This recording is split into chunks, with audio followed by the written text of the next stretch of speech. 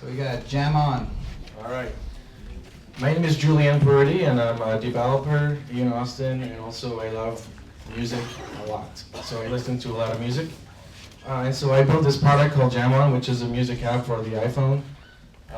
And I think a lot of people can benefit from it, as well as I have. So what is the product? And by the way, it's a product, not a product idea, which means I'm already done with it. It's already in the App Store, and you can get it today. So it's a music player for iOS, number one, and also it's a recommendation and discovery engine, so you can browse or explore your library on iTunes that you have on your phone, as well as discover music you may not know about. And the problem here is that a lot of developers for the music technology and music players are focused on streaming, right? So like Spotify and Apple Music, and there's this whole segment, this whole niche of people that still listen to music that's on their phone that they own, right? And none of the developers are going after that because that's old school. The money is after the new school. So I'm trying to get the old school money. So there's a lot of music apps in the App Store, and there's a lot of apps in the App Store, two or so million apps. So who is this app for specifically? So it took me a while to figure this out, but I named my target customer persona Mike, because it was a popular name for Gen X generation. So Mike is a Gen Xer, and he has an iPhone, and he loves to listen to music on his iPhone, and he's been building his music library for quite a while, so like probably 20 years or so, like I have. And if you're an iPhone platform and you've tried to use the Apple Music app that came out with iOS 8.4 and the release of the Apple Music streaming service, it really sucks. And raise your hand if you agree. Maybe somebody does. 1, 2, 3, 4. Maybe on this side. That's good. That is some validation for me. And all the alternatives out there are kind of old and decrepit, and they haven't been updated in a while. So I'm after that. And Mike also wants to discover new music, which, as of somebody that listens to their own music, it's difficult, right? Unless you talk to their friends who have musical taste that may not match yours. So let's look at, I can't do a demo, but let's look at the app and what I built. So first of all, it looks awesome regardless of what music you like to play.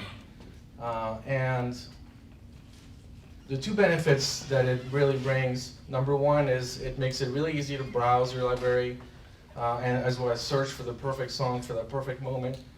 And it always has access to the mini player, which is the bottom bar on the left side, which shows you what you're playing and always gives you access to the play and pause button no matter where you are in the app.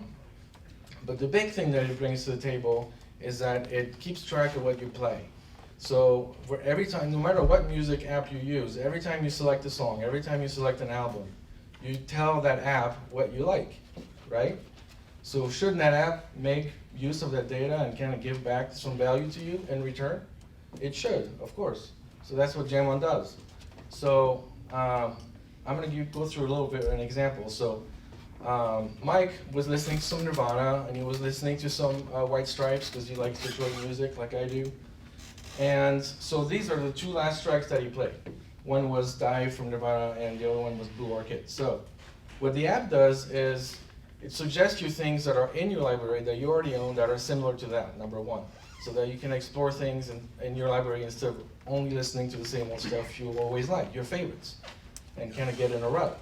So in this example, Jam On recommended Alice in Chains and some more Nirvana, as well as some Jack White and some more White Stripes.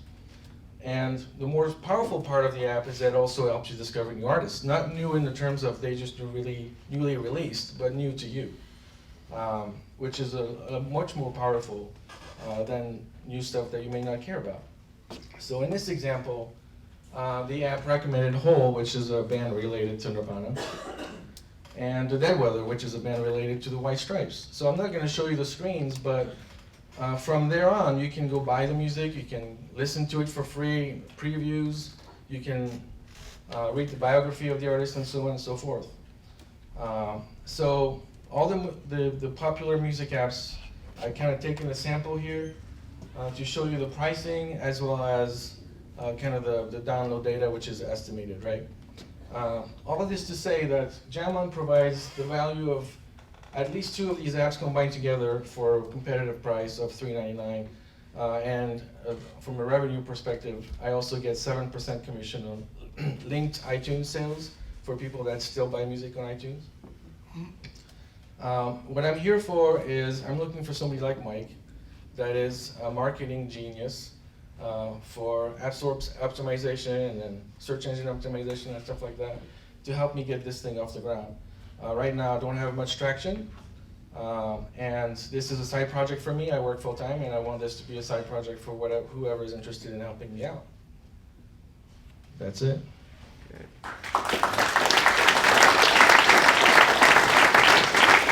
Any questions? Any questions? I got one. You got one over there. Do you need to listen to the track to get recommendations, or can you scroll through your own library and say, this is one of my favorite artists, what do you got for me? So right now it's based on your activity. So you have to listen to the tracks, You yes. have to listen to it, okay.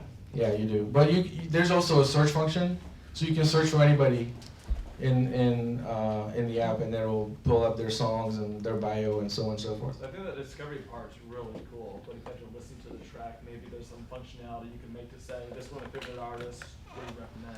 Yeah, and I had actually another idea, which is if you have only 2 albums by Nirvana, for example, it could recommend you the last 5 or 6 that you don't maybe not have. Go ahead. More of a technical question. What Yes. are you using to do discovery? I see. So I'm connecting to 3 different API services.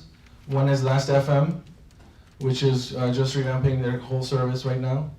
They have about 50 million users and they have a lot of data. Another one is Echo Nest, which is used to be independent. They got bought by Spotify about 2 years ago.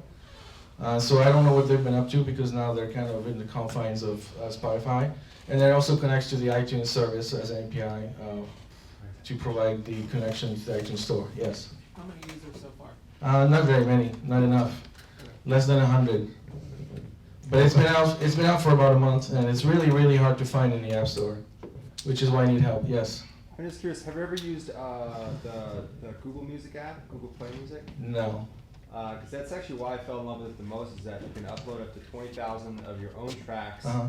as well as discover streaming music, and it'll actually blend radio stations of both the existing music and new music, and there's the discovery features. Which is what kind of the Apple Music service is all about, right? Or trying Yeah. to also solve that. So no, I haven't done that due diligence yet. Yeah, I mean, I know it's not one of the most popular ones, so, but, Right. yeah. Yes. figured. Why did you choose $3.99 for the price? So if you go back to what I was showing you, a lot of the apps for music players are between $1 and $5, right? Although they're kind of old, so that pricing model might be a little bit outdated. There's another option which would be to do a freemium model where the app is free to download to try out for some period of time, and then paid some sort of paywall that would be either $3.99 or whatever. But I priced it to be, so for example, Écoute, which is pretty popular, is a $2 app, and then Discover, which is the whole discovery side, is $4 by itself, so that's $6 together. So 4 seemed pretty reasonable. One more question. One more question. You got one on here? Sure. Yeah. Yeah, related to pricing, is it sustainable to just base it totally off of the commissions from iTunes? Because having this being free would be awesome. So the iTunes store market is declining, right? And so I don't know that it would be sustainable just with the 7% commission. And I'm from a mindset perspective, I don't want to put ads either. So, but thank you. Thank you, guy. Appreciate it. Cool, thank you. So,